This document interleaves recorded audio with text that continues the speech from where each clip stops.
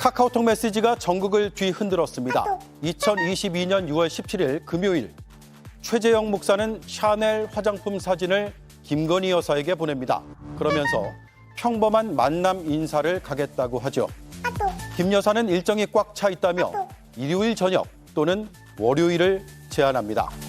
최 목사는 부담 갖지 마시라, 은밀하게 전달만 해드리고 싶다고 답했고, 김 여사는 언제 사무실 한번 오시면 좋죠라며 초청 의사를 전합니다. 실제로 최 목사는 그 다음 주 월요일인 6월 20일에 김 여사를 접견합니다. 이 자리에서 향수와 화장품 등 180만 원 상당의 선물을 전달했다고 주장을 하고 있습니다. 명품백 전달 3개월 전의 일입니다. 불행스럽게도 주는 선물은 다 받으셨고 청탁도 절반은 반응이 없었고 절반은 반응이 있어서 자, 최 목사가 말한 청탁은 통일TV 송출 재개, 김창준 전 미 연방 하원 의원의 국정자문위원 임명 등입니다. 청탁의 결과에 대해 최 목사는 이렇게 얘기를 합니다. 대통령실 직원과 관계 부처 직원들까지 연결을 해주는 노력까지는 하셨습니다. 그러나 실질적으로 청탁이 이루어진 것은 단 한 건도 없었다는 거, 그거는 내가 분명히 말씀드립니다. 최 목사는 검찰에 이 카톡 메시지와 함께 대통령실, 보훈부 인사와 실제 통화를 했다는 음성 파일도 제출했습니다. 김 여사를 소환해 조사할지, 적용 가능한 혐의점은 뭘지 이제 검찰 수사팀의 결정만 남은 것으로 보입니다. 카카오톡 메시지가 공개가 됐습니다. 이건 좀 새로운 국면 같은데요? 그렇게 봐야 될 것 같습니다. 왜냐하면 그 구체적인 청탁을 했다라고 하는 것이 정확하게 드러났고, 그리고 백을 줬다, 명품백을 줬다, 이게 단순한 그런 것이 아니고 계속 지속적으로 지금 계속 청탁을 위해서 사적 만남들을 계속 해왔다는 거 아니겠습니까? 그렇게 해서 계속 뇌물을 지속적으로 받았다는 것, 그리고 그 뇌물에 대한 대가의 청탁의 구체성까지도 가졌기 때문에 그동안 있었던 명품백 사건보다는 훨씬 더 진일보한 그런 내용이기 때문에 국면이 조금 더 확장됐다, 이렇게 보는 게 정확할 것 같습니다. 예, 최 목사가 선물을 전달한 뒤에 대통령실 전화를 받았다고 주장을 합니다. 그 녹취를 검찰에 냈다고 하는데 대통령실 직원으로 보이는 조 과장이죠. 등장을 합니다. 김창준 의원님 건으로 서초동으로부터 연락을 받았다, 이런 얘기를 했다고 주장을 하고 있습니다. 청탁한 내용을 실제로 검토한 결과를 설명했다는 얘기인데 이런 정황을 봤을 때 소환 조사와는 별개로 어떤 혐의가 적용될 수 있습니까?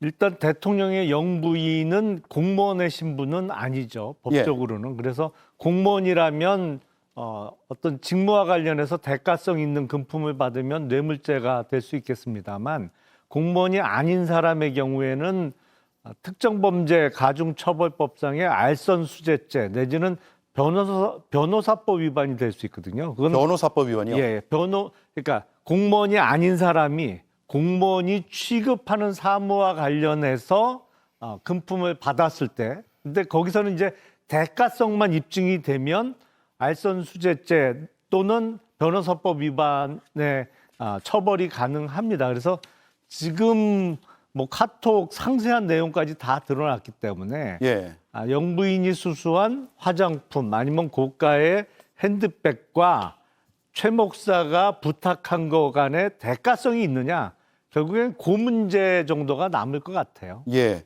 그러면 조금 전 봤듯이 대통령실에서 전화를 받았다. 조 모 과장이 전화를 했다. 그래서 내가 청탁한 내용이 실제로 뭔가 이루어지는 듯한 그런 정황들로 이어졌다라는 것도 마찬가지로 그런 혐의 적용에는 참고가 될 수 있는 겁니까? 그렇죠. 어쨌든 공무원을 통해서 대통령실 그리고 보훈부의 공무원들이 최 목사에게 그 어떤 안내 내지는 뭐 설명을 해줬잖아요. 그러니까 그 공무원들이 취급하는 사무와 관련해서 그냥 그게 단순히 알아봐 준 거라면 별도의 죄는 안 될 텐데 그 과정에서 뭐 고가의 화장품, 뭐 명품백 이런 게 오고 갔단 말이죠. 그래서 이 대가성이 입증이 된다고 하면 형사처벌 문제가 뒤따를 수밖에 없죠. 네, 김재현 의원님도 비슷한 생각이세요? 근데 이제 저는 조금 생각이 다른 게요. 이게 이제 청탁금지법의 영역이라고 봅니다. 일단은 예. 그래서 뭐 변호사법 위반이니 알선수재니 하는 사안은 좀 아닌 것 같고요. 그런데 그것을 넘어서서 우리가 이제 흔히 수사관들이 마약 수사를 하기 위해서 함정 수사를 하는 경우가 있거든요. 그 마약을 마약 투약자에게 마약을 제공하고 만약에 그 흡입을 하면 체포하는 그런 경우인데 이런 경우에도 아예 마약을 흡입할 의사가 없는 사람 또는 그런 생각을 가지고 있지 않는데 흡입하도록 만들어서 그 범죄를 저지르기 위해서 체포를 하면 그것은 이제 범위 유발형이라 해서 무죄로 보거든요. 네. 다만 그런 기회를 노리고 있는 사람한테 주고 체포하는 것은 그 유죄가 인정되고 있습니다. 그런데 이 사안의 경우에 과연 어떤 사안이냐, 즉 쉽게 말해서 미리 이런 증거를 수집하고 또 도찰을 하면서 몰래 카메라로 촬영을 하면서 사전에 충분히 계속적으로 접촉을 하고 그 다음에 선물을 주고 그리고 또 청탁하는 내용도 전부 다 내용을 지금 증거를 남기고 그것도 또 나중에 직접 지금 당장 이 행위가 있은 직후에 공개하는 것도 아니고 총선 직전까지 끌고 와 있다가 총선 때 써먹기 위해서 공개해서 총선에 막대한 타격을 주는 이 일련의 과정을 보면 이것이 처음부터 아예 사전에 기획이 되고 그것을 상대방에게 어떤 의사를 유발하게 만들어서 활용하려는 그런 생각에서 이런 행위를 했다면 이 전체가 범죄가 되겠느냐? 저는 그런 면에서 이건 굉장히 범죄가 되기 어렵다는 생각이거든요. 지금 청탁이 있었느냐, 청탁에 대해서 전화를 해줬느냐, 그것은 사후적인 문제라는 것이죠. 예. 그래서 이런 사안은 그렇게 쉽게 이것이 범죄다 이렇게 단정하고 접근하기는 좀 불가능한 사안이라고 생각하고 있습니다. 네, 사전 기획에 의한 정치적 목적의 행위여서 법적 문제가 없을 수도 있다라는 해석이 나왔습니다. 반론이 있으신가요? 근데 그거를 몰카 공작이라고 규정을 했던 거잖아요. 그렇죠. 예, 대통령실에서 그 연초에 뭐 매정 박절 아쉬움 그런 얘기 대통령이 했을 때도 바로 이제 공작을 통해서 피해자다 이렇게 규정을 했던 것들이 이제 대통령실과 여당의 입장이었는데 저는 이제 100번 양보해서 그 디올백에 대해서 이를테면 대통령 기록물이라고 주장을 했어요. 그런데 그 백이 어디 있는지는 지금 누구도 밝히지 못합니다. 어디에 있는지 얘기를 못 하고 있고요. 그러면은 수장고에 있다고 발표했지 않나요? 그때도. 그런데 선물 수장고에 그렇다면 있다고. 그거를 명확하게 얘기할 수 있어야죠. 보여줘야죠. 아니, 그러면은 일년- 샤넬 화장품은 뭡니까? 그거는 그러니까 대통령 기록물 아닙니까? 1년 번호까지 매겨서 수장고에 넣었다고. 그러면 샤넬 선물 화장품은 수장고예요. 예예. 그렇게 알고 대통령 있습니다. 기록물이라면 샤넬 화장품은 대통령 기록물 아닌가요? 그러면은 책 선물도 받았는데 책은 버리고 갔어요. 책이 어떤 의미에서는 더 중요한 기록물에 해당될 것 같은데 이제 상식적으로 그게 얘기를 하자는 선물의 거죠. 경우에 일정한 가격 또 일정한 내용 이것을 전부 다 정리를 해서 그 중에 해당되는 것은 수장고에 그러면 보관하게 300만 돼 원짜리 있거든요. 디올백은 대통령 기록물이고 180만 원짜리 샤넬 화장품은 대통령 기록물이 아니라고 판단했다는 말씀이신가요? 그러니까 디올백은 뭐 기록물이어서 거기 수장고에 있다고 치면 샤넬 화장품은 현장에서 뭐 직원들 통해서 그 자리에서 열어보겠다는 거잖아요. 그럼 대통령 기록물의 훼손인가요?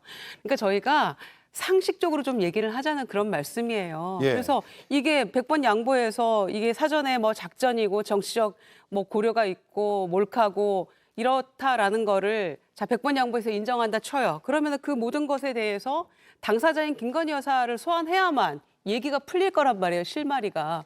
그런데 그 부분은 핵심은 놔두고 지금 격까지만 계속해서 얘기를 하면서 이 수사를 진행시켜가고 있으니까 이게 결론이 안 나고 핵심을 비껴가는 듯한 인상을 자꾸 주는 거죠.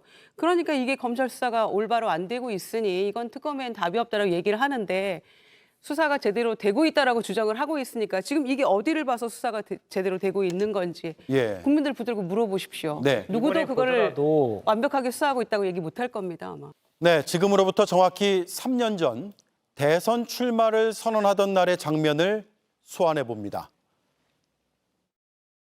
저는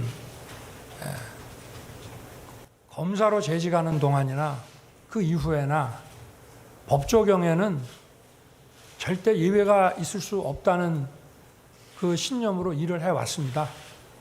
그리고 제 친인척이든 김건희 여사의 소환 조사 여부가 화두입니다. 답은 명징합니다. 법 적용에 절대 예외가 있을 수 없다. 3년 전 이 한마디로 앵커 한마디를 대신하겠습니다.